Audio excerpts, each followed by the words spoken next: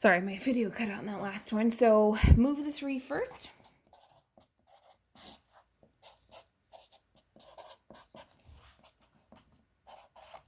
Okay. B divided by 2 squared. Negative 5 divided by 2 squared.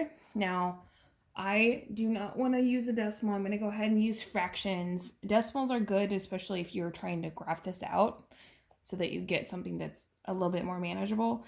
But I'm going to go ahead and write this as 25 over 4 because you square both the top and bottom pieces of your fraction. So plus 25 over 4. Do the same thing to the other side. Okay. So over here, here's the tricky part. I don't want to think about two numbers that multiply to 25 fourths that add to negative 5. I'm going to go ahead and just use the trick that always works where your number will be half of the middle. So I'm going to write this as 5 over 2 because that's the trick to get your actual number that goes in here. I got to change this up a little bit. I got to combine those together.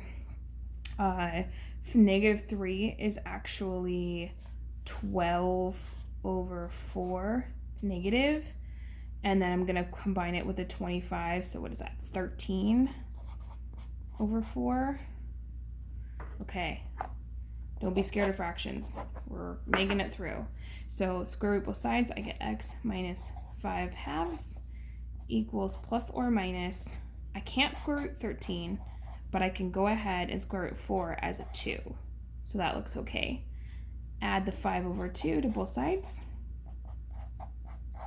I still cannot combine a 5 and root 13, but since they're both common denominators, you can go ahead and write this together as plus or minus, 5 plus or minus square root 13, all divided by 2. There you go.